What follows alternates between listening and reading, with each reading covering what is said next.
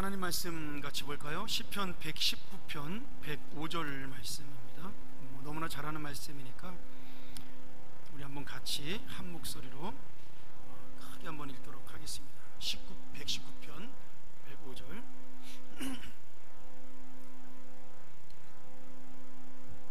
자, 우리 같이 한번 읽게. 자, 시작. 주의 말씀은 내 발의 등이요 내 길에 빛이니이다. 아멘. 오늘 여러분 다 교재 받으셨나요? 두 페이지에 좀 많은데 그 중에 절반 정도는 뭐 참고로 읽어야 될 말씀이니까 오늘 말씀 잘 들으셔야 됩니다. 이런 설교는 제가 아마 거의 다시 하기 힘든 어려운 내용들이니까 오늘 잘 들으시고 저희가 오늘 성경의 역사에 대해서 배우면서 성경이 이렇게 생긴 거구나, 이렇게 우리한테 들어온 거구나 좀 깨닫는 시간 됐으면 좋겠습니다. 자, 성경이라는 단어 자체가 원래 우리가 중요한 단어죠. 원래 우리는 성경이라는 단어를 쓰지 않습니다. 우리 기독교에서는 성서라는 단어를 썼습니다. 그래서 지금도 많은 옛날 책에는 성서 또는 성경을 배우는 곳을 성서학교, 성서마당 이런 식으로 많이 쓰고 있죠. 원래 성경이라는 말은 우리 기독교의 성경만을 말하는 게 아니라 그 거룩한 가르침이라는 뜻이 돼서 모든 종교의 경전을 가르쳐서 성경이라고 불렀습니다. 그러니까 불경도 성경이라고 불렀고요, 우리 이슬람의 코란도 성경이라고 불렀습니다. 그리고 우리는 거기에 구별돼서 기독교는 성서란 말을 쓰다가 이제 기독교인이 점점 많아지면서 특별히 우리나라 같은 경우는 이제 교회 나오는 분들이 점점 늘어나니까 이 성경이란 단어를 아예 우리 기독교인들만 쓰는 것처럼 고유 명사처럼 돼버린 거예요. 그래서 이제는 불교나 다른 그런 종교에서는 성경이라는 말을 쓰지 않고 우리 교회에서만 성경이라는 단어를 쓰게 되면서 이 성서라는 단어가 자연스럽게 성경으로 대치가 된 겁니다. 그러니까 성서라는 말을 써도 되고 성경이라는 말을 써도 되는 거죠. 자, 영어로는 이 성경이 바이블인데 원래는 그리스어인 그 비블리아라는 말에서 나온 겁니다. 이게 무슨 말이냐면 유일한 책, 그런 뜻이에요. 유일한 책. 뭐 책이 여러 가지가 있지만 책 중에 책, 이렇게 그런 뜻으로 이 성경을 말을 했고요. 이게 원래는 이제 파피루스라는 말, 갈대라는 말인데 요 갈대 잎을 가지고 거기다가 글을 써서 성경을 처음에 기록을 했습니다. 그래서 이 파피루스에서 비블리아라는 단어가 나왔고 이 비블리아가 영어 성경의 바이블이 된 겁니다. 그래서 원래 그 뜻은 책 중에 책 또는 유일한 책, 이런 뜻이 되는 거죠. 이 파피루스는 그 갈대잎을 이렇게 식물줄기 껍질을 이렇게 벗겨내가지고 이 속을 가늘게 찢은 다음에 말려서 매끄럽게 가른 다음에 거기다가 종이를 만들어서 이렇게 글을 썼던 그러한 종이와 같은 역할을 하는 나뭇잎이죠. 너무 손상이 잘 돼서 이것 때문에 성경이 많이 유실되기도 했습니다. 어쨌든 간에 그렇게 하면서 우리가 성경이라는 단어, 바이블이라는 단어가 생겨나기 시작을 했고요. 우리가 쓰는 구약과 신약이라는 단어, 올드 텍스트먼트와 뉴 텍스트먼트라는 단어도 원래부터 있던 단어는 아닙니다. 그냥 성경이었는데 우리가 구약을 예수님이 탄생하기 이전의 기록, 그 다음에 신약을 예수님이 탄생한 다음의 기록이라고 그렇게 부르죠. 그래서 성경을 예수님이 오기 전의 말씀과 예수님이 오신 다음의 말씀으로 이렇게 나눠서 우리가 부를 수가 있습니다. 근데 이 구약과 신약이라는 명칭을 사용하게 된 것은 2세기 말에 언약을 의미하는 라틴어가 있습니다. 데스타멘툼이라는 단어인데 그 단어의 뜻에서 따와서 옛날 언약, 새로운 언약 이렇게 부르다가 구약 신약으로 우리가 이제 한문으로 바꿔 부르면서 단어가 생기게 된 겁니다. 원래 구약이라는 단어는 없었고요. 새 언약, 다시 말하면 모세가 하나님에게 받은 율법, 출애굽기 24장 8절에 나오는 그 율법을 우리가 보통 구약의 모세 율법이라고 부르는데 그 율법이 발표되고 난 다음에 예수님께서 그 오신 다음에 당신의 말씀을 새 언약이라고 그렇게 부르기 시작을 했습니다. 누가복음 22장 20절에 나오죠. 그리고 예레미야 31장 31절에서 34절을 보면 거기에 새로운 언약을 너희들에게 주겠다라고 약속을 하셔요. 그러면서 예수님이 오신 다음부터 전해진 복음에 대해서 새 언약이라는 단어를 쓰기 시작을 했습니다. 이걸 한문으로 신약 이렇게 되는 거죠. 새 언약이니까. 그래서 이 신약에 비교해서 옛날 언약, 구언약 이렇게 말을 쓰다 보니까 구약 성경을 구약이라고 부르게 된 겁니다. 그러니까 신약과 구약은 원래 있던 말이 아니라 나중에 예수님이 오신 다음에 편의에 의해서 생긴 단어라고 볼 수가 있는 거죠. 자, 이스라엘 사람들은 신약을 믿지 않죠. 예수님 믿지 않으니까 구약만 성경이라고 생각을 합니다. 그리고 우리 신약에 나오는 모든 그 성경은 대부분 모세의 율법을 가리키는 말입니다. 신약 성경에 뭐 경에 이르기를 이런 단어가 나오는 건 전부 다 모세오경을 가리키는 말로 볼 수 있는데, 이스라엘 사람들은 구약 성경을 뭐라고 부르냐면 탄약이라는 단어로 부릅니다. 탄약. 그리고 이것을 토라와, 들어보신 분 있을 거예요. 느빔, 케투빔이라는 그런 히브리의 각 머리 글자를 따서 합친 게 탄약이라는 단어인데, 예언서라는 뜻이 있고요, 기록들이라는 뜻을 가지고 있습니다. 뭐 이런 건 저만 알면 됩니다. 여러분 모르셔도 되고요. 쉽게 말하면 우리나라 말로 말하면 율법서, 모세오경, 율법서를 말하는 거고요. 그 다음에 예언서, 수선지서와 대선지서죠. 그리고 성문서, 역사서를 가리키는 말입니다. 요거를 합쳐서 만든 단어가 이 탄약이라는 단어입니다.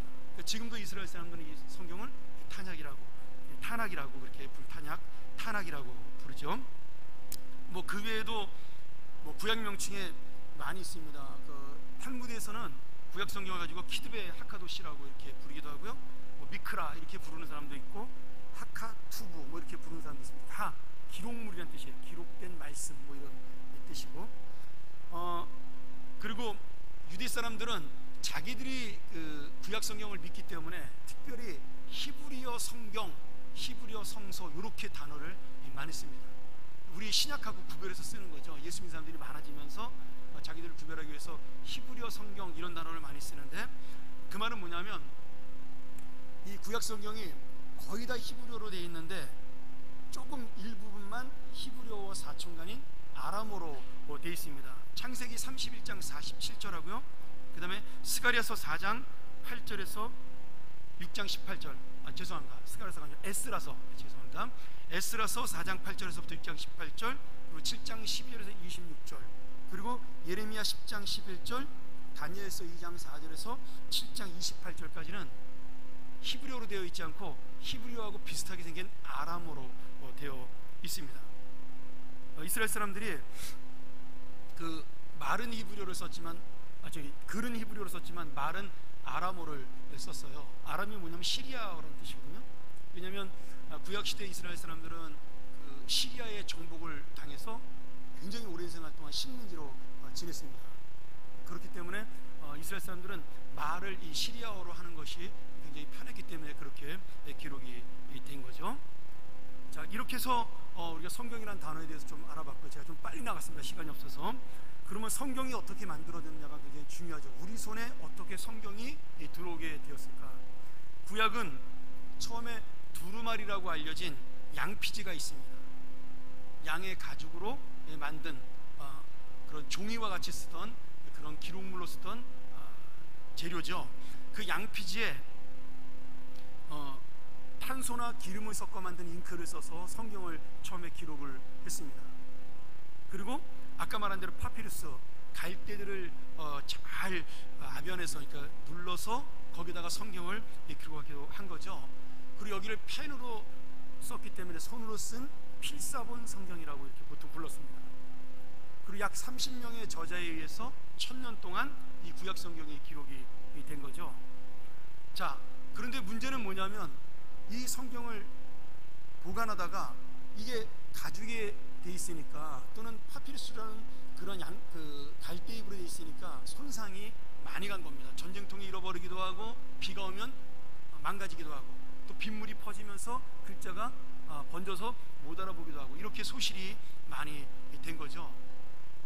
그래서 이 에스라와 포로에서 돌아온, 바벨론 포로에 돌아온 에스라와 에스라의 후손들이 다시 성경을 쓰게 되었습니다.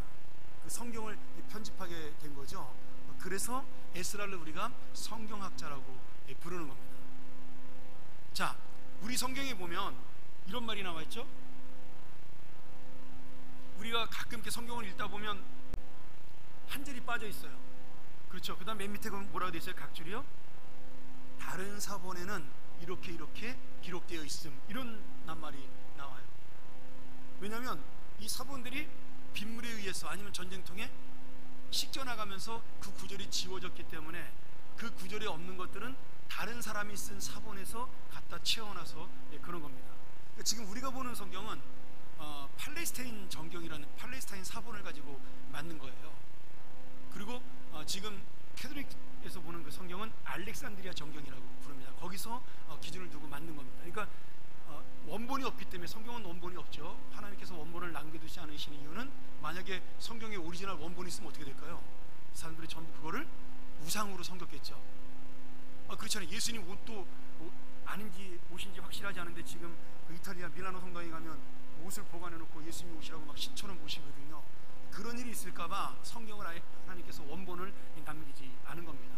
그 원본을 보고 베껴 쓴 사본들이 여러 가지가 있는데, 우리가 보는 사본, 또 다른 교회에서 보는 사본들이 여러 가지가 같이 있는 겁니다. 그러니까 어떤 사본에는 그 구절이 남아있기도 하고, 어떤 사본에는 그 구절이 또 없기도 해서 우리가 참고해서 볼 수가 있는 거죠. 이렇게 사본들을 참고해서 에스라와 그의 후손들이 제일 먼저 그 편집한 성경이 뭐냐면 모세오경입니다. 그래서 모세오경이 가장 권위 있는 성경으로 인정을 받게 되었고요. 그 다음에 BC 2세기경에 예언서가 성경의 위치를 차지하게 되었습니다. 그리고 3세기 말엽에 알렉산더 대왕이 헬라 제국을 세웠는데 일찍 죽었어요. 33살인가요? 그렇게 죽어서 알렉산더 대왕이 다스리던 나라가 세 조각이 났습니다. 그때 그 중에 한 사람이었던 프톨레미 2세가 있습니다. 아프리카 쪽과 이쪽 그 팔레스타인 지방을 다스리던 그 프톨레미 2세가 그 당시에 모세오경, 뭐 역사서, 시가서, 예언서 막 이렇게 조각조각으로 읽히던 그런 책들을 모아가지고 72명의 유대인 랍비들, 유대인 학자들을 시켜서 구약어 히브리어로 된 성경을 신약 헬라어로 번역을 합니다. 그것을 우리가 뭐라고 부르냐면 72명이 번역을 했기 때문에 70인역이라고 그렇게 부르죠. 그래서 우리 혹시 화면에 파워포인트 안 떠지네? 안 떠지면 할 수 없고요. 이걸 우리가 70인경이라고 부르는데 셉투아진투라고 부르는 그런 성경입니다. 그리고 약자로는 저렇게 라틴어로 LXX 이렇게 쓰는 거죠. 이 70인역은 최초로 구약 성경이 하나로 모아져서 번역된 성경이에요. 히브리어를 그 당시에 사람들이 쓰던 헬라어로 바꿔서 번역을 한 거죠. 그러고 난 다음에 AD 90년에 얌니아라는 지역에서 유대인들이 모여서, 유대인 랍비들이, 학자들이 모여서 회의를 하게 됩니다. 그래서 당시 히브리어로 쓰여졌던 책 이외에 헬라어로 쓴 종교 문헌들을 정경으로 인정하지 않다가 이 히브리어 구약 성경으로 된 이 성경을 39권으로 인정을 하게 됩니다. 이 얌니아 회의에서 결정된 39권의 성경, 우리가 이것을 구약 성경, 다시 말하면 구약 정경이라고 부르는 겁니다. 자, 그런데 이 구약 정경 중에서 제가 신약을 먼저 성경하고 설명을 좀 드릴게요. 너무 내용이 많으니까.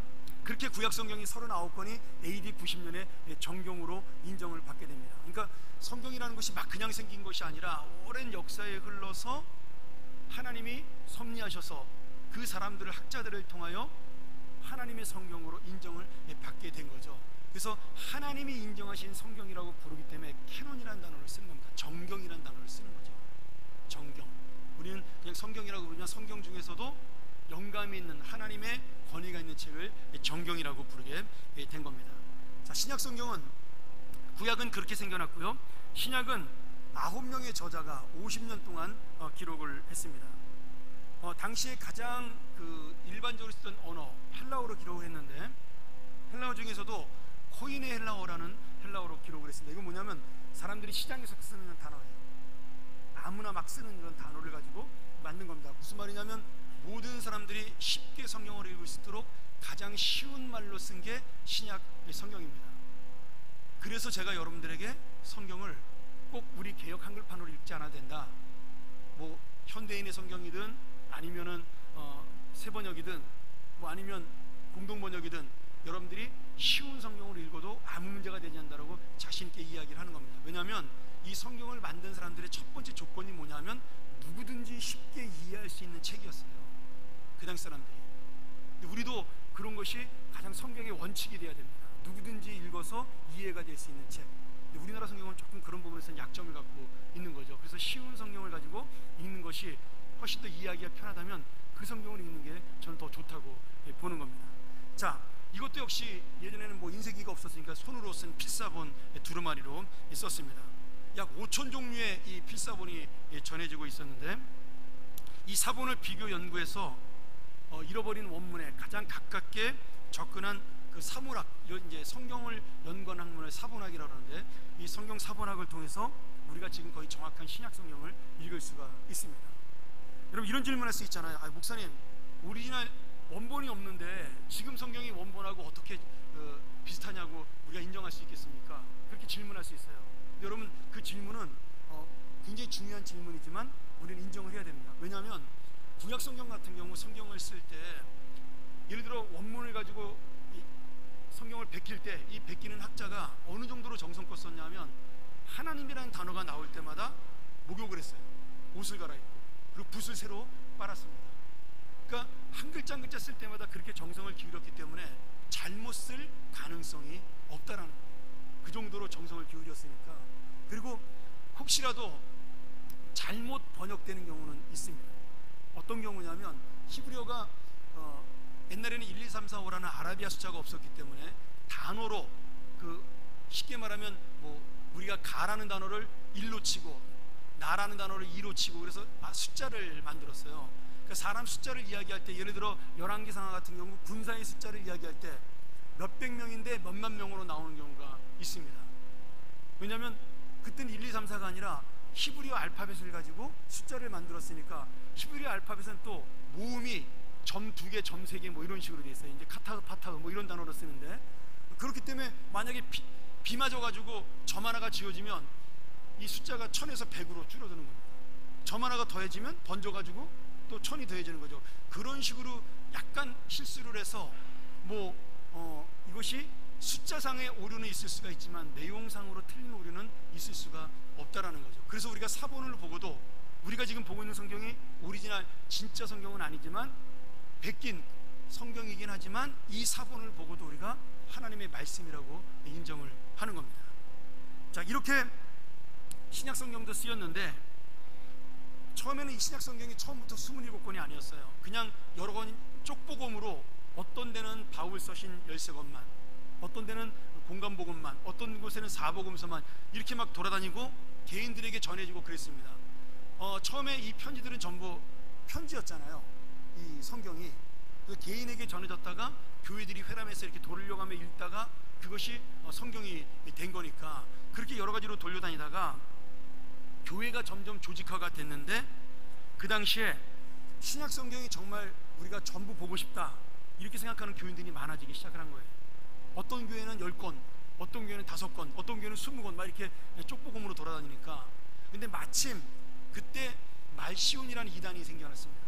이 말시온이라는 이단이 신약 성경의 13권만 성경으로 인정했어요. 제 기억으로 지금 대학 때였어도 좀 몇십 년 전 일이라서 누가복음과 바울 서신만 성경으로 인정하고 나머지를 성경이라고 말하지 않았습니다. 그래서 그 말시온이라는 이단이 말한 것에 대해서 대항하기 위해서 397년에 교회에서 회의가 일어나요. 그 회의가 뭐냐면 카르타고 공의회라는 397년도의 회의입니다. 이 회의에서 신약 27권을 정경으로 인정하게 됩니다. 그렇게 해서 신약 성경 27권이 정해지게 되었어요. 자, 신약 성경 27권이 정해지는 그 어떤 이유, 이게 참 재밌죠. 이단 때문에 정해진 거잖아요. 이게 또 하나님의 섭리와 은혜인 거죠. 말시온이나 이단이 없었으면 신약 성경이 지금 우리에게 27권으로 정확하게 잘못하면 오지 못할 수도 있는 그러한 상황이었던 겁니다. 이게 하나님의 또 우리 섭리라고 인정을 하는 거고요. 맨 처음에는 신약이 만들어질 때 처음에 1세기에는 사복음서가 제일 먼저 생겼고요. 그 다음에 사도행전, 그리고 바울의 열세서신, 그리고 베드로전서와 요한일서 이렇게 먼저 생겨나기 시작을 했습니다. 그리고 397년에 이제 27권으로 인정받은 거죠. 그러면 성경을 인정하는 조건이 뭐냐? 아까 말한 그 캐논, 이 성경이 하나님 주신 정경이라는 책으로 인정할 수 있는 그 근거가 뭐냐? 그 근거가 세 가지가 있습니다. 하나는 뭐냐면 이거는 뭐 참고로 그냥 알아두세요. 제일 중요한 게 성경의 영감성입니다. 성령의 감동으로 썼다. 디모데후서 3장 15절 16절. 모든 성경은 하나님의 감동으로 된 것으로 그것을 인정하는 겁니다. 하나님의 감동으로 쓰여진 책이다. 두 번째는 예수님이 살아있을 때 예수님을 본 사람들이 쓴 것이다. 이게 두 번째 조건이에요. 우리 아마 교육자들은 이거 신약 시험 때 많이 나오는 거 아닌가요? 주관식으로 세 가지 조건 써라 그랬을 때. 그래서 예수님 당시 사람들이 썼던 글이어야 됩니다. 그러니까 신약 성경을 보면 전부 다 예수님 당시에 뭐 예수님의 얼굴을 못 본 사람도 있지만 예수님을 보거나 예수님의 제자들이 썼거나 예수님 당시에 활동했던 사람들이 쓴 글입니다. 사도 바울은 예수님의 제자는 아니었지만 예수님 직접 봤잖아요. 다메섹 도상에서. 그래서 인정을 하는 거고요. 자, 세 번째 조건인데 이게 뭐냐면 교회 보편성이라는 거예요. 교회의 권위를 인정하는 건데 많은 교회들이 두루두루 보는 책, 이것이 성경을 인정하는 조건 중에 하나였습니다. 그렇게 27건이 교회 회의에서 정해진 거죠. 여러분, 이단들이, 이건 이제 참고인데요, 가끔가다 이런 이단들이 있어요. 지금은 이제 많이 약화됐는데 안상홍 증인회라고 지금 하나님의 교회라고 부르는 저기 우리 이광진 집사님 그 사업처 있는 거기 덕소, 거기 가면 그 하나님의 교회 본산 큰 교회가 있습니다. 그게 안상홍 증인회에서 안상홍이 죽고 난 다음에 그 부인이 이제 교주가 되면서 이름을 바꿨거든요. 근데 이 친구들이 꼭 포기할 때 그 얘기를 해요. 너희들은 왜 주일날을 하나님의 날로 믿냐? 안식일이 원래 성경에 돼 있는데 뭐 이런 것들 많이 얘기하고, 크리스마스 날이 어떻게 예수님 생일이냐? 예수님 생일은 크리스마스가 아니다. 12월 25일은 태양신의 날이다. 뭐 이렇게 해가지고 너희들이 믿는 그 성경은 지금 잘못된 거다. 뭐 이렇게 헛소리를 한단 말이죠. 근데 재밌게도 내가 그래서 그 안성 증인에서 옛날에 저희 이웃에게 제가 부목사 시절에 저희 그 아래층에 사는 분에게 전도하러 왔길래 제가 그 친구들 우리 집으로 오라 그랬어요. 그래서 차 한잔 마시면서 얘기를 했죠. 제가 잘 대접을 하면서 저한테도 막 그런 얘기를 하는 거예요. 내가 그래서 그런 얘기를 했어요. 당신들이 말한 그것들은 다 맞다. 여러분, 25일 예수님 생일은 아닙니다. 태양신의 날도 맞아요. 예수님 생일은 우리가 보통 11월 달이나 1월 달이라고 추정을 하고 있습니다. 그래서 지금 그리스 종교, 동방 종교 같은 경우는 1월 15일을 크리스마스로 지키고 있습니다. 근데 왜 25일을 그러면 우리가 예수님 생일을 지키냐면, 그날이 정말 예수님 생일이기 때문이 아니라 그 당시에 예수 그리스도를 믿었던 수많은 로마 교회 성도들이 가장 편하게 지키기 쉬운 날을 결정한 것이 25일이었습니다. 그래서 정한 거예요. 근데 중요한 거는 예수님이 탄생하셨다라는 거지 몇 월 며칠에 태어났다라는 것은 사실 아무도 알 수 없는 거죠. 그래서 제가 이제 그렇게 질문을 한 겁니다. 또 저한테 그 얘기를 하더라고요.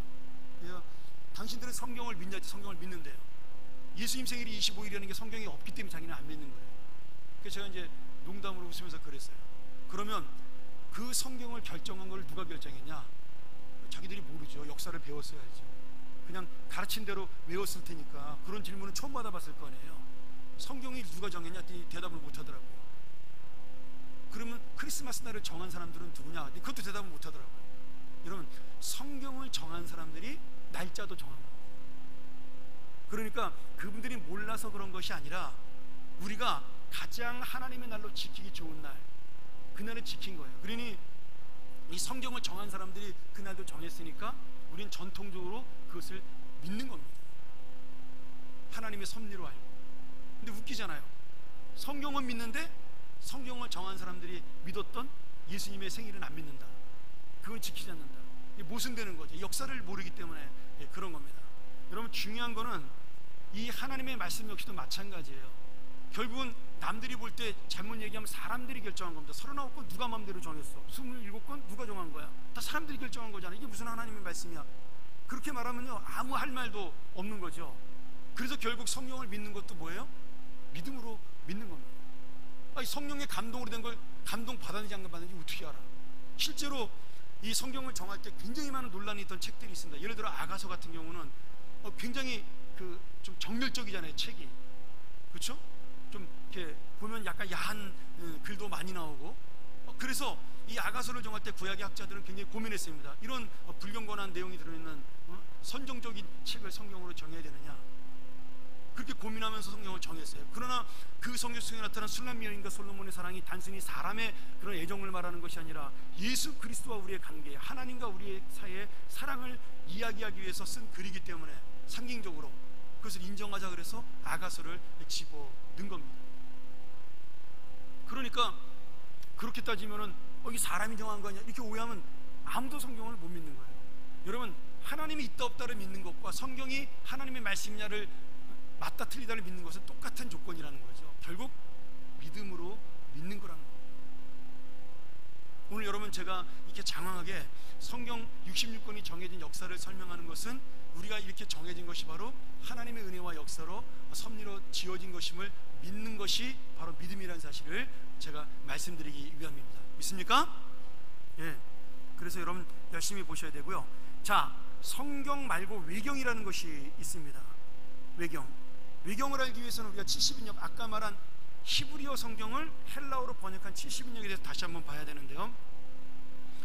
BC 333년에 알렉산더 대왕이 페르시아 제국을 물리치고 승리를 거둠으로 모든 고대 근동 지역이 전부 다 헬라 세계가 되었습니다. 헬라어가 전 세계로 퍼지게 되었죠. 그리고 유대인들에게도 이미 유대인들도 헬라 영향을 받았기 때문에 자기들이 글로 쓰는 히브리어나 말로 쓰는 아람어보다 헬라어로 공부를 하는 사람들이 많아지기 시작을 했습니다. 그렇게 해서 만들어진 것이 바로 이 70인역 구약 성경을 헬라어로 번역한 거예요. 그런데 이 시대에 많은 종교 서적과 신앙 서적이 생겨났어요. 그러면서 그 당시에 많이 나타난 책 중에서 15권의 유명한 종교 작품이 생겨나기 시작을 했습니다. 이 작품이 너무 좋아서 그 당시에 많은 사람들에게 성경처럼 읽혀지기 시작을 한 겁니다. 그래서 70인역이 완성되었을 때 전체 구약 성경에서 이 15권의 책이 추가가 됐어요. 이 15권의 책을 우리가 뭐라고 부르냐면 외경이라고 부릅니다. 그래서 이 헬라어로 된 구약 성경을 믿는 사람들 중에서 70인역 이 번역에 15권의 책을 추가하여 구약 성경으로 인정하는 사람들을 우리가 알렉산드리아 정경이라고 부릅니다. 알렉산드리아 출신의 학자들이 모여서 만들었기 때문에 그런 거죠. 그리고 우리가 아까 배운 얌리아 회의, 구약의 39권만을 구약 성경이라고 정한 그 회의에서 정한 사람들은 이 39권의 책을 제외하고 나머지 15권의 책을 성경으로 인정하지 않았습니다. 그래서 이 책을 그때부터 외경, 성경 밖의 책이라고 부르기 시작을 한 겁니다. 그래서 그때부터 두 가지의 학파가 생겨나기 시작을 했어요. 이 39권의 구약 성경의 15권을 합쳐서 믿자라고 말하는 알렉산드리아 정경을 믿는 학파와 그 다음에 39권만 믿자라는 팔레스타인 정경을 따르는 교회 학파가 생겨나기 시작을 한 거죠. 그래서 당시 교회는 헬라어로 된 구약 성경을 읽으면서 외경으로 포함된 15권을 같이 읽었습니다. 그래서 지금도 가톨릭은 이 전통에 따라서 성경을 읽을 때 이 15권을 성경만큼은 안 되지만 성경 이상, 성경 정도의 버금가는 권위를 지닌 책으로 인정을 하고 있어요. 외경 15권을. 그래서 성당 다니는 분들은 책이 두껍습니다. 구약 39권 뒤에 보면 외경 15권이 붙여져 있어요. 나중에 읽어보시면 재밌습니다. 내용들이 뭐 나쁜 책들은 아니니까. 그리고 우리는 전통적으로 이 얌리아 회의 정한 39권만 믿는 종교개혁 이후로 그 팔레스타인 학파를 따라가기 시작을 한 겁니다. 그래서 우리는 지금 39권만 믿는 거죠. 근데 그 중간에 위경이라는 책이 있습니다. 뭐 이렇게 복잡한가? 참고로 알아두세요. 위경이라는 책인데 이 위경은 구약과 신약 사이에 우리가 그 400년간의 시대를 뭐라고 부르죠? 신구약 중간사라고 부릅니다. 신구약 중간사. 이 400년의 기록이 성경에 없어요. 구약하고 신약 사이에. 요 사이에 쓰여진 책들이 있습니다. 왜냐하면 그 당시에 이스라엘 사람들이 헬라 나라, 다시 말하면 아까 말한 그 셀주크 터키족인가요? 거기에 정복을 당해서 알렉산드리아에 후회했던 그들에게 정복을 당해서 이스라엘의 식민지로 있었기 때문에 많은 책들이 이스라엘의 영광을 꿈꾸면서 굉장히 많은 책들이 나오기 시작을 했어요. 우리나라로 말하면 그 서민들의 아픔을 달래주기 위해 나온 책들이 많죠. 우리나라에도 무슨 책이 있죠? 그 옛날 그 금서들 있잖아요. 금서들인데 영웅이 나타나서 이 나라를 구원하는 책. 우리나라 고대 책 중에 제일 유명한 거 허균의 홍길동전. 이제 그런 것들이 영웅이 나타나서 이 나라를 구원하는 겁니다. 나중에 홍길동이 어떻게 돼요? 왕이 돼가지고 울릉도 저쪽에 가서 서만을 세워서 거기서 나라를 세우죠. 해동국이라는 나라를 세우잖아요. 이게 뭐냐면 거기는 남녀 평등, 그 신분의 차별 없는 나라가 되는 거죠. 그런 책들이 나왔어요. 그리고 전우치전, 임꺽정전 이런 것들이 나온 거죠. 우리나라도 그런 아픈 민족이었으니까.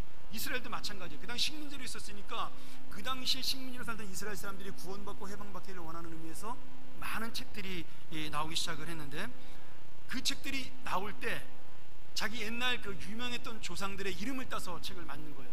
마치 그 사람들이 쓴 것처럼 에녹서, 모세의 승천기. 여러분, 이스라엘 사람들은 모세가 죽지 않았다고 믿습니다. 지금도 모세는 하늘로 승천했다고 믿어요. 왜? 모세의 무덤이 없기 때문에. 없는 것이 아니라 하나님이 감춰둔 것인데, 그래서 모세의 승천기, 바룩서 이런 것들이, 이제 바룩은 누구냐면 예레미야 그 서를 대필해 준 사람이잖아요. 이런 제목들로 나왔습니다. 근데 이미 그 사람들은 몇백 년 전, 몇천 년 전 죽은 사람들이니까 실제로는 다른 작가들이 그 유명한 옛날 조상들의 이름을 따서 마치 그 사람들이 쓴 것처럼 책을 낸 거예요. 이거를 위작이라 그래서, 위작으로 된 성경이라 그래서 위경이라고 부르는 겁니다. 여러분 아마 그 교환에 제가 위경 내용도 넣어놨을 겁니다. 참고로 생각하시면 되겠고요. 위경 내용이 굉장히 재밌는 내용 많습니다. 이렇게 모세의 승천기 같은 경우도 그렇고, 실제로 그리고 위경에 나온 모세의 승천기에 나온 한 부분을 유다서 같은 경우는 인용도 하거든요. 그 미카엘 천사장하고 그 사탄하고 싸워가지고 모세 시체 갖고 싸우는 장면들, 이런 거 보면서 그만큼 사람들에게 많이 인정을 받은 책인 거죠. 모세의 승천, 이사야의 승천, 에녹서, 희년서, 시발의 신탁, 솔로몬의 시편, 12족장의 언약서. 이 모든 책들이 뭐냐면 하나님의 예언이 이스라엘 땅을 다시 회복시킨다는 그런 내용으로 되어 있는 그런 이야기죠. 자, 여기까지는 이제 우리가 구약 성경과 신약 성경이 이루어진 이야기를 했고요. 자, 나머지 15분 동안 제가 좀 우리 이제 구체적인 우리 성경을 가지고 좀 얘기를 하도록 하죠. 자, 성경의 장절은 원래 구분이 없었습니다. 지금 1장 1절 이런 거는 예전에 안 돼 있었고 그냥 한 문장으로 쫙 돼 있었는데, 너무 복잡하니까 이것을 영국 교회의 그 캔터베리 대주교였던 랭튼이라는 신부가 사람들이 읽기 쉽도록 장으로 분류를 해놨습니다. 내용에 따라서. 그래서 지금 우리가 보는 성경에 1장, 2장, 3장, 4장이 생겨난 겁니다. 그리고 1장, 2장, 3장, 4장도 너무 어려워, 너무 넓어. 그래가지고 스테파누스라는 학자가 절을 구분했습니다. 그래서 지금 그때부터 1장 몇 절이라는 1551년도부터 성경은 장절이 생겨나기 시작을 한 거죠. 그렇게 장절을 구분해서 최초로 만든 성경이 라틴 벌게이트라는 성경이에요. 이 라틴 벌게이트라는 성경이 왜 유명한 거냐면, 이 카톨릭에서는 종교개혁이 일어나기 이전까지 이 라틴 벌게이트 성경만을 성경으로 인정을 하고 사제들이 읽도록 했습니다. 그러니까 모든 사람들이 읽는 성경이 아니고 사제들만 읽을 수 있도록 라틴어로 된 성경, 이 라틴 벌게이트 성경만 읽도록 한 거예요. 무식한 사람들은 성경을 모르는 거죠. 실제로는 신부도 라틴어를 모르면 성경을 읽지 못했습니다. 그래서 그냥 발음만 적어서 예배 드리는 경우도 많았어요. 무식한 신부들은. 그 라틴 벌게이트가 그래서 굉장히 유명한 겁니다. 가장 정선된 단어로, 가장 아름다운 문체로 기록된 라틴어 성경입니다. 그렇기 때문에 카톨릭에서 이 성경만을 보도록 인정을 했는데, 사실은 잘못된 거죠. 그래서 마틴 루터가 종교개혁이 일어나자마자 제일 먼저 한 것이 뭐예요? 이 라틴어 성경을 독일어로 번역한 겁니다. 그 당시에 독일어로 라틴어를 번역한 것은요, 정말 폭풍과도 같은 역사였어요. 정말 센세이션한 기적이었습니다. 일반 사람들이 성경을 읽도록 번역한 것은 지금이야 당연한 거지만, 그리고 참고로 우리나라 성경을 읽다 보면 지금 개정판은 잘 모르겠네요. 제가 잘 안 봐서.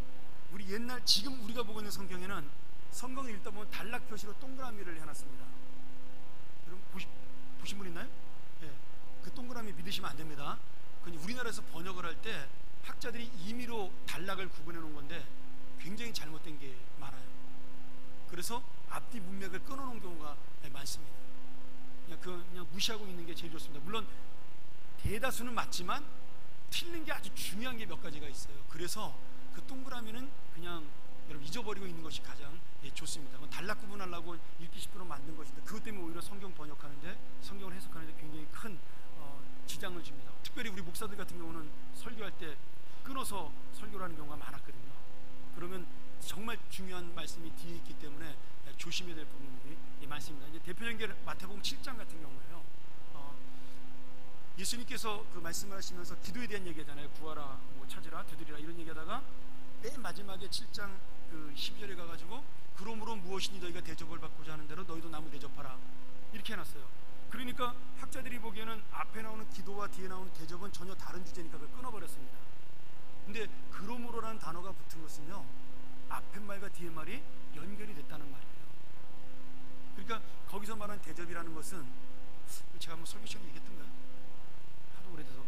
이 대접이란 말은 기도와 연결이 되어 있는 거예요. 내가 하나님을 대접하면 하나님도 나를 대접한다는 뜻이 있는 거죠. 그러니까 기도의 응답이라는 것은 내가 일방적으로 하나님께 달라야 할 만한 것이 기도가 아니라 내가 하나님에게 그만큼 또 하나님의 영광을 돌릴 기도를 해야 하나님도 그만한 응답을 준다는 것을 말씀하기 위해서 대접이라는 단어로 그것을 비유해서 표현한 것인데, 그걸 그냥 다른 단어처럼 끊어버린 겁니다. 그러니까 동그라미는 여러분 믿지 마시고 그냥 읽으시면 될 것 같습니다. 자, 마지막으로 이제 우리 한글 성경 번역사를 보죠. 시간이 없네요. 아직 많이 남았는데. 졸리신가요? 자, 눈 한번 뜨시고요. 네. 제가 일부러 굉장히 빨리 하고 있는데 졸지 말라고. 자, 우리 한글 성경 번역사를 보면, 자, 해방 이전에 한국의 성경을 제일 먼저 소개한 사람은 1832년에 네덜란드에 선교사였던 구즐라프 목사님이었습니다. 이 구즐라프 목사님이 홍주 고대도라는 섬에 머무르면서 주기도문을 한글로 번역하기도 했고요. 그리고 이 성경을 약간 몇 절씩 번역을 했습니다. 뭐 다는 아니지만 이분이 처음으로 번역을 했고요. 그러다가 스코틀랜드 장로교에서 파송된 선교사 로스라는 분이 중국에서 이응찬 백홍준이라는 교인과 함께 누가복음을 번역을 해서 3,000부를 만들어서 한국의 조선에 갖고 왔어요. 그게 최초의 우리나라 누가복음 성경입니다. 그리고 1887년도에 로스 목사님이 맥킨타이어 목사님과 함께 신약 성경 전부를 번역을 했습니다. 그래서 이것을 한국으로, 조선으로 가지고 들어오게 된 거죠. 그리고 일본에서는 일본어 성경을 한글로 번역한 성경을 이수정이라는 유학생이 1884년에 마가복음을 번역해서 들어왔고요.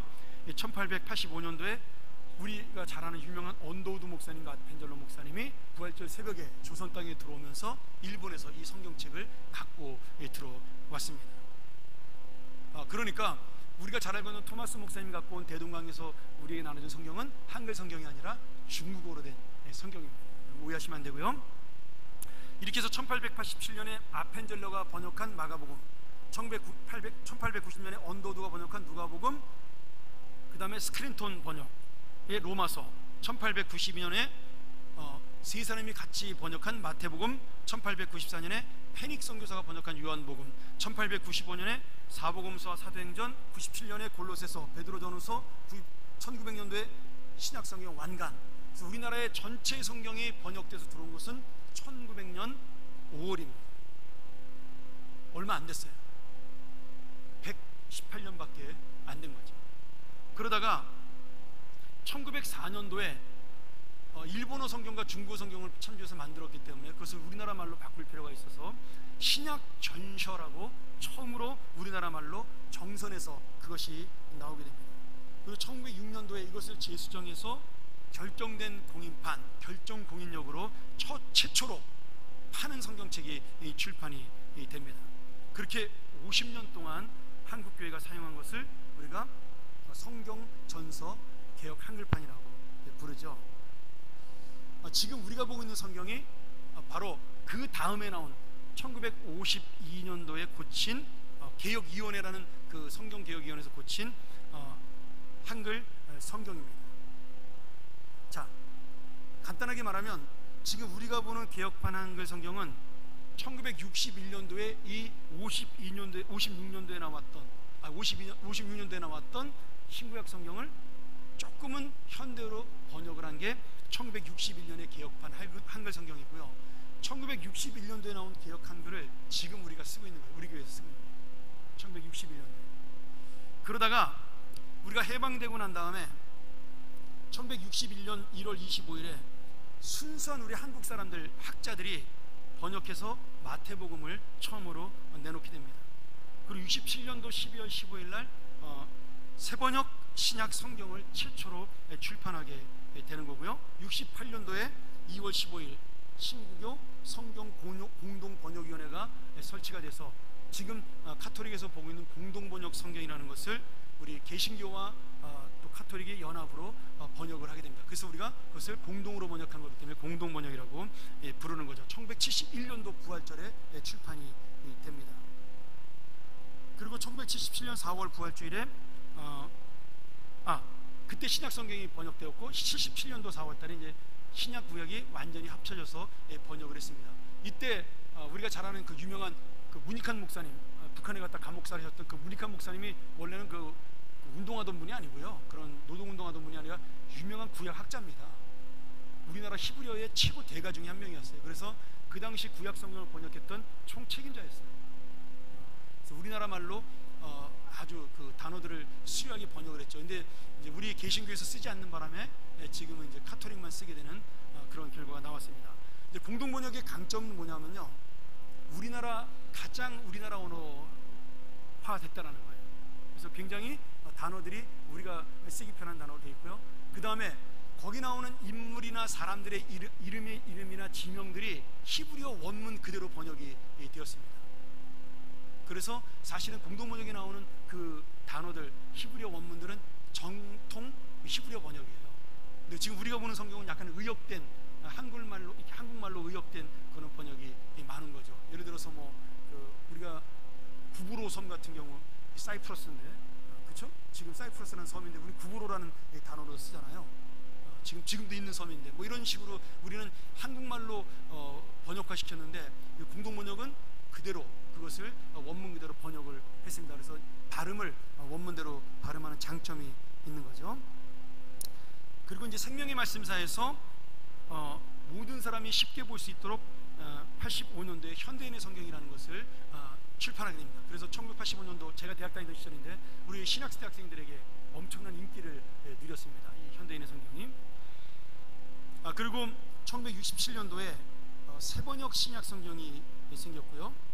그리고 93년도에 다시 이것을 재개정해서 원래는 성서공회에서 모든 교단이 볼 수 있도록 표준 새번역 성경을 개정을 했습니다. 그런데 이 표준 새번역 성경이 나왔을 때 가장 사실은 잘된 히브리어와 헬라어, 우리가 이제 신학교 시절에 공부하는 히브리어를 비블리카 히브리어라고 가장 유명한 그 히브리어 성경을 우리가 공부하고, 그 다음에 그 헬라어로는 네슬레 알렌 26판을 가지고 헬라어를 공부합니다. 왜냐하면 지금까지 나온 히브리어와 헬라어 성경 중에 가장 공인된 성경이에요. 근데 이 두 권을 가지고 번역한 게 새번역 성경입니다, 사실은. 그래서 번역적으로는 원문의 가장 잘된 번역적으로는 새번역 성경이 학적으로는 가장 옳다고 인정을 받습니다. 근데 안타깝게도 번역이 가볍다고 저희 교단에서 받아들이지를 않았어요. 그래서 이 새번역 성경은 대한성서공회에서 수많은 돈을 들여서 만들었는데 많은 교회가 쓰지 못하는 그런 안타까운 책이 됐죠. 그러나 성경을 공부하거나 저 같은 경우 설교 준비할 때는 가장 유용하게 보는 성경 중에 하나가 새번역 성경입니다. 그래서 이 표준 새번역 성경이라든지 아니면 현대인의 성경이라든지 공동 번역이 전 교회에 읽혀지지 않고 56년도에 나온 그 지금 우리가 보는 개역 한글 성경이 계속해서 사람들에게 보니까 불편해서 이 성서공회에서 개역 한글판을 개정해서 98년도에 개역 개정판 성경이라는 것을 내놓게 됩니다. 이 개역 개정판 성경의 장점은 뭐냐면 지금 우리가 보고 있는 이 개역 성경, 이 성경을 거의 그대로 번역을 했어요. 최대한 이 번역을 존중하고 개역 성경의 문체를 유지하고 시적인 문체도 다 유지하면서도 많은 단어를 한글로 바꿨습니다. 그래서 신약의 12,823곳, 구약의 59,889곳을 현대어로 개정을 해서 개역 개정판을 내게 되었습니다. 자, 이 개정판은 그동안 시제나 이렇게 미래 시제, 현대 시제 같은 게 잘못된 것을 좀 번역을 제대로 한 것이 있고요. 한글 맞춤법과 표준어 규정에 따라서 표기를 올바르게 고쳤고 원본의 번역 문제라든지 장애인 용어 같은 것을 다 수정을 해서 지금 계속해서 번역을 해서 지금 4판째 번역이 돼서 지금 한국교회 대다수의 교회, 지금 현재 제가 지난주에 통계를 봤더니 95%의 한국교회가 개역개정판을 쓰고 있다, 이렇게 통계가 나왔습니다. 그래서 이제 장애인 인권을 존중해서 장애인을 낮춰 부르는 말들을 많이 바꾼 거죠. 예를 들어서 지금 우리 성경에는 마태복음 15장 30절에 보면 이런 말이 있죠. 큰 무리가 쩔뚝발이와 불구자와 소경과 벙어리와 기타 여럿을 데리고 왔다. 근데 이거 지금 이런 말 쓰면은 인권에 걸립니다. 그래서 개역 개정판에서 뭐라고 되냐면, 큰 무리가 다리를 저는 사람, 절뚝발이 아닙니다. 다리를 저는 사람과 장애인과, 불구자란 말 쓰면 안 되죠. 장애인과 그 다음에 앞을 못 보는 맹인과 말 못하는 사람, 그리고 기타 여럿, 이렇게 번역을 했습니다. 그러니까 지금 현대어로 쓰는 장애인들에게도 좋은 단어로 이렇게 바꾼 거죠. 그리고 예를 들어 또 이런 번역도 하나 있습니다. 우리가 한번 이것만 말씀드리고 마치죠. 좀 시간이 많이 갔네요. 에베소서 4장 12절인데요.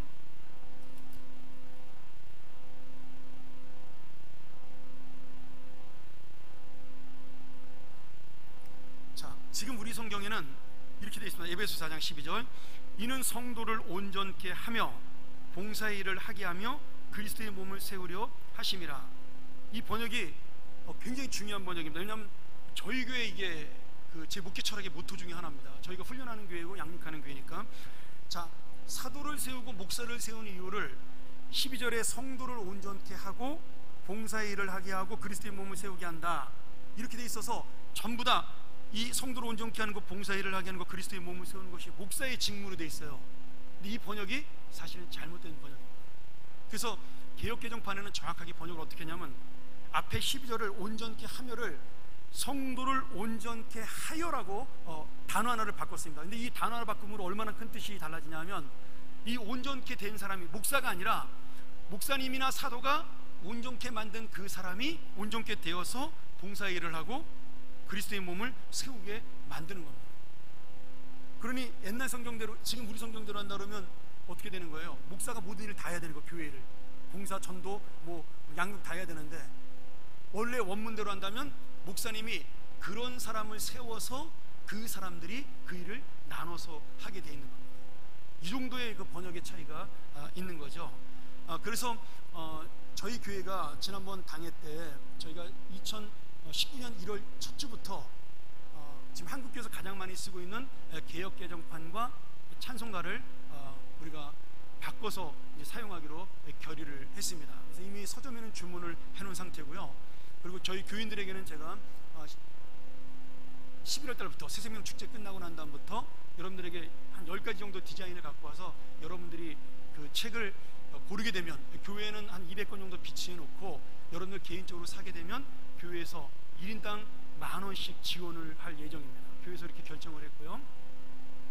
디자인, 그러니까 예를 들어 내가 난 책 5만원짜리 좋은 책으로 사고 싶다 그러면 교회에서는 10,000원 주고 여러분들 4만원 내면 되시고, 나는 조그만 책이라도 돼서 난 3만원짜리 살게 그러면 교회에서 10,000원 주고 여러분들이 2만원만 내면 되시는 겁니다. 제가 한 10가지 종류의 디자인을 가지고 와서 여러분들에게 교회에서 판매를 할 생각입니다. 지금 이미 이 서점가는 얘기가 돼 있어서 여러분들이 사면은 굉장히 비싸게 사는데 저희가 계약을 해서 한 40% 정도 할인해서 사는 걸로 그렇게 생각을 했습니다. 우리가 성경을 바꾼다라는 것이 사실 이걸 본다고 해서 큰 문제가 있는 건 아니에요. 저 같은 경우는 굉장히 이제 복잡한 거죠. 왜냐하면 한국에서 개역 한글 성경을 보다가 미국 가서 10년 동안 제가 새 찬송가와 표준세 번역으로 봤습니다. 그 새 찬송가 다 외웠는데 한국 와가지고 다시 또 옛날 찬송가로 바꿨어요. 그러니까 제 머릿속에는 막 장수가 헷갈리는 거죠. 이제 여기 적응돼가지고 이제 4년 동안 외울만 했는데 또 바꾸면 이제 저는 처음부터 다시 또 외워야 돼요. 그렇죠? 여러분들은 그냥 하나만 외우면 되지만 제 생각에는 성경책보다 오히려 찬송가가 더 어려울 것 같아요. 성경책은 내용상으로 거의 안 바뀌었거든요. 단어 몇 가지만 이렇게 몇만 군데가 바뀌었다 그러지만 문장이 조금씩 바뀐 거기 때문에 읽는 사람들은 거의 구별하기 쉽지가 않습니다. 근데 문제는 찬송가가 완전히 장수가 달라졌습니다. 왜냐하면 찬송가를 바꾼 이유도 있어요. 우리 찬송가 안에도 지금 여기에 보면 성신과 성령을 구별해 놓지 않고 썼습니다. 그래서 모든 걸 성령으로 통일했고요. 그리고 이미 임한 성령을 다시 오게 해달라는 그런 찬송가들이 있어요. 신학적으로 문제가 있다 그래서 그런 것들 다 빼고 신학적으로 옳은 찬송가들을 많이 올려놨습니다. 그러니까 신학적으로 문제가 있는 찬송가들을 걸러냈기 때문에 새 찬송가에는 조금 더 그런 부분에서는 잘 돼 있는 내용이 많이 들어있고, 그 다음에 현대에서 우리나라 찬송가의 78%가 서부 시대 때 불렀던 찬송가예요. 그러니까 사실은 그 당시 미국의 복음성가죠. 미국 사람들이 서부 시대 개척 시대에 기타 치면서 불렀던 복음성가가 우리나라 선교사들이 부르기 쉬운 노래니까 정서가 우리랑 맞으니까 찬송가를 가지고 들어와서 만든 겁니다. 이제 그런 부분들이 있기 때문에 뭐 대표적인 노래로 보면 뭐 천부여 의지 없어서 인내하신 구세주여 뭐 이런 것들이죠. 뭐 내 너를 위하여, 원래 예배용 찬송가는 아닙니다. 그런 것들은 은혜용 찬송가죠. 우리가 말하는 예배용 찬송가는 1장부터 100장까지 하나님의 영광을 돌리는 찬송만을 예배용 찬송이라고 부르는 겁니다. 이제 그런 여러 가지가 이유가 있어서 학자들이 고민하다가 예배용 찬송가를 좀 더 많이 집어넣고, 그 다음에 옛날 서부시대 찬송가보다는 우리나라 사람들이 우리나라 정서에 맞는 찬송가를 좀 집어넣자 해서 우리나라 찬송가들이 꽤 많이 들어가 있고요. 그리고 문체나 용어도 현대로 많이 바꿔서 새 찬송가를 발간했습니다.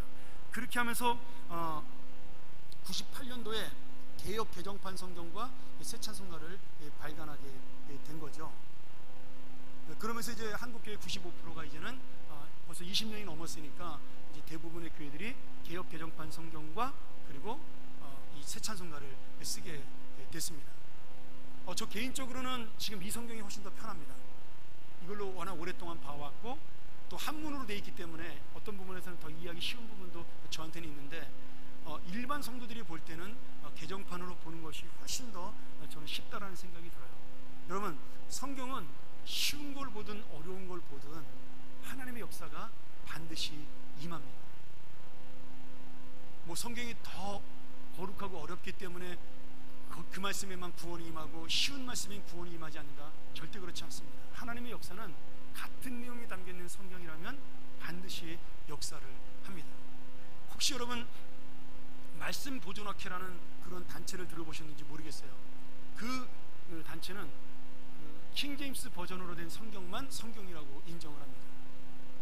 아까 말한 그 라틴 벌게이트 성경을 그 영어로 가장 수려하게 번역한 성경이 제임스 1세 왕, 영국의 제임스 1세 왕에게 헌정한 킹 제임스 버전이에요. 그래서 우리가 그것을 킹 제임스 왕에게 드린 성경이라고 이렇게 하는 성경입니다. 물론 가장 뛰어난 문체를 가지고 가장 아름다운 번역을 한 책이라고 인정을 합니다. 그러나 그 책만 가장 올바른 번역이고 그것만이 정경이라고 말하는 것은 저는 그분들의 편견이라는 생각이 들어요.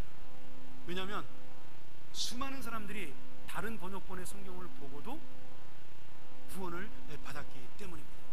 그리고 지금 우리 최정호 선교사도 그 번역을 하고 있지만 수많은 성경 번역 선교사들이 그 나라 말로 개인이 번역한 성경을 보고도 수많은 사람들이 예수님 믿는 사람들이 세계 각곳에 있는 거죠. 그러니까 결국은 하나님의 말씀이 힘이 있고 능력이 있는 것이지 번역본에 능력이 있고 힘이 있는 것이 아니라는 거예요. 저는 그래서 우리가 정말 참된 말씀으로 믿고 하나님의 마음을 가지고 이 성경을 지키는 자에게 성령의 능력이 임한다라고 믿는 것이지 어떤 좋은 번역본을 읽기 때문에 믿음이 좋아진다라고 생각하지 않습니다. 오늘 여러분, 우리가 오늘 이 강의를 듣는 것은 내년에 성경이 바뀔 걸 대비해서 제가 왜 성경이 우리가 개역개정판으로 바꿔야 되냐 이런 부분을 설명드리기 위해서 오늘 말씀을 전하고, 또 우리가 읽는 성경이 얼마나 소중한 것인지를 아셔야 돼요. 이 성경을 만들기 위해서 수천 년 동안 이렇게 내려온 하나님의 섭리와 역사가 여기에 담겨져 있는 겁니다. 그리고 우리가 또 바꿔야 될 이유 중에 하나는 이 개역 한글판, 지금 우리가 보는 성경은 더 이상 출판되지 않습니다. 출판사에 가면 팔기는 파는데 그것은 더 이상 만들지 않기 때문에 창고에 있는 걸 그냥 소비하는 거예요. 나중에 결국은 그 창고에 있는 책들이 다 팔리게 되면 더 이상은 나오지 않습니다. 그래서 어쩔 수 없이 바꿔야 되는 시대가 된 거죠.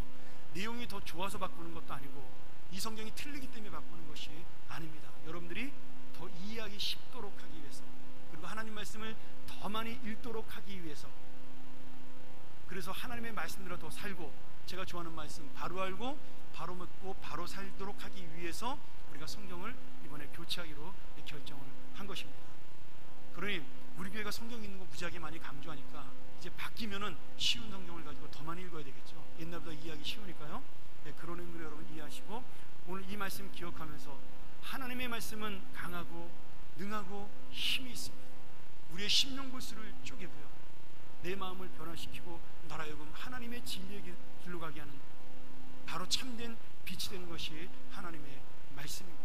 이제 우리가 내년부터 새로 바뀔 이 성경책 기대하면서 정말 이 소중한 하나님의 말씀, 우리가 그 말씀을 마음에 담고 이 하나님의 말씀대로 우리 교회가 나가고 우리 인생이 나가는 그런 결단하는 우리 귀한 주님의 자녀들 되기를 주의 이름으로 축복합니다. 기도하겠습니다.